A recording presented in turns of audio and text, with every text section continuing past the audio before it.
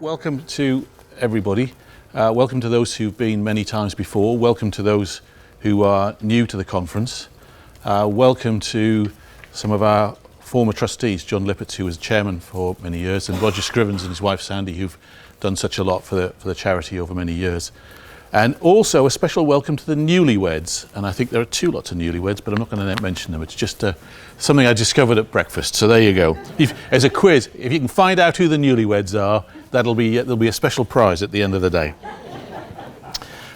Jane asked me to kind of introduce myself as the new chairman. And I think it's a kind of collective interview. You know, why do you think you're suitable for this job's stuff?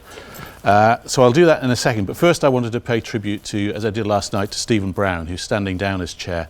And although he will remain as a trustee and involved with the charity, I think he's done a fantastic job, not only in his professional career in epilepsy, but also as a chairman of our trust board. He's really worked tirelessly and with great wisdom. And if I can get half of what he put into it, that'll be fantastic for me and the charity. So that's great. He can't be with us this year, but I'm pretty sure he'll be here next year. So just a quick introduction to me. I'm 65. I grew up in Durham. For those of you interested in football, I'm a Sunderland fan, and therefore I know how to suffer. That's an Everton fan telling me how to boo. They know how to suffer even more than me. I'm married. I have a son, nearly 40, who lives in San Francisco with my two American grandchildren, and I have a daughter who lives in London and is a professional dancer and performer. And their brother, James, who died when he was 21, is the reason I'm involved with epilepsy at all. And I'll tell you a little bit about that in a second. I spent most of my life in business, ICI and then various other companies running businesses around the world. And then I spent at the end of that 7 years running the Met Office. So I was in charge of the weather for 7 years. Sadly, I can't claim responsibility for this, but a few years ago I would have done, even though I had no influence on it at all. So I lived through the barbecue summer and shutting the airways down because of the volcanic ash incident. All that was my fault. So if you were stuck in foreign parts because you couldn't get an aeroplane, that's my fault. I'm very sorry about it. Anyway, why am I involved with SUDEP Action? Well, my son James died 15 years ago now. We just got back, all 5 of us, from a cycling tour in the Black Forest, which was amazing because he was 21, his brother was 23, the daughter was 15, and for a family to go on holiday with all those different age groups was quite remarkable. And it was very poignant. We just got back, and James had promised to drive me to the airport the following morning because I was flying off to New York on business, and I went in to wake him up and he was dead. Still cuts. And I had not heard of SUDEP. James had his first seizure when he was 15 whilst on holiday in France, and we had lived, as many of us have, with the view that this was benign, and it was a bit of an irritant. It had served him well when he went to university because he was able on the back of this to get a room with an ensuite bathroom. We thought, well, there's some benefits to this. It's not all bad, and we had no idea that this was life-threatening, and the advice that we had was, I think, incomplete at best. Let's not say it any worse than that. And so I, like a lot of people, thrashed around angry and wanting to do something. I ran marathons, I raised money, first of all for the National Society for Epilepsy as it was then, and I raised sufficient money that they made me a life vice president, which I still hold, well I'm not involved very often. I got involved with a charity called the Fund for Epilepsy, which I chaired, and we merged with the National Epilepsy Research Foundation to form Epilepsy Research UK. So I was a founder trustee of that, and I've served on that trustee board for over 10 years. And at that time, we were thinking about who we should merge with because we weren't big enough to be on our own. And I first then met Jane and John Lippert, who came and said, you know, can we talk about getting together?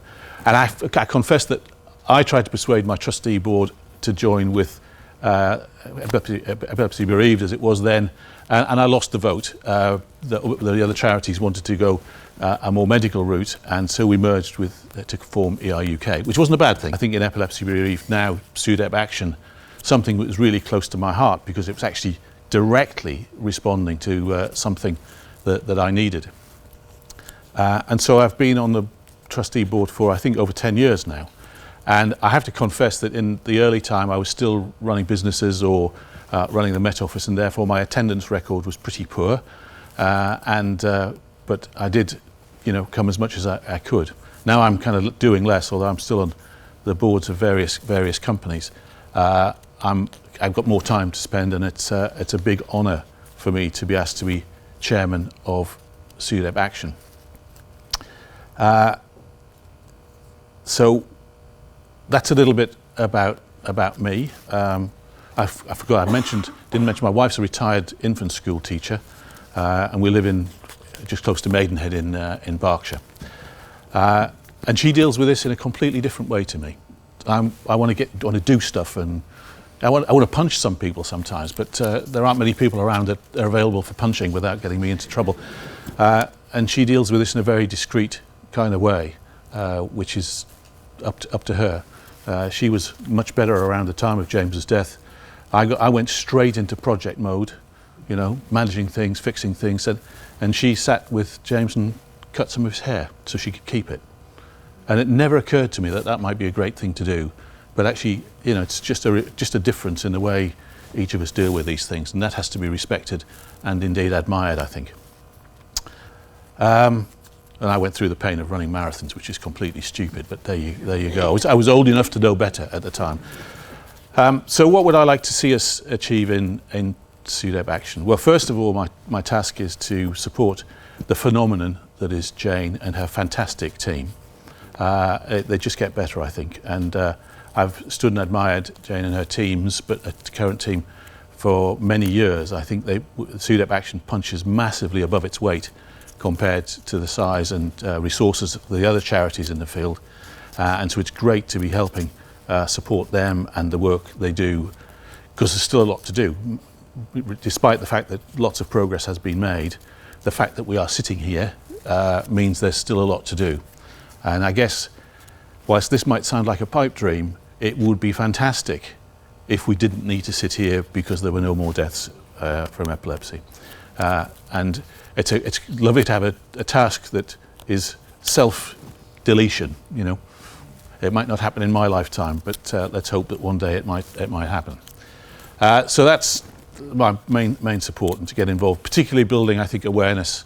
And I have three bees in my bonnet that have been built up over many years in this kind of charity work and activities. First of all, the lack of recognition and understanding that actually is at the heart of so many unnecessary deaths.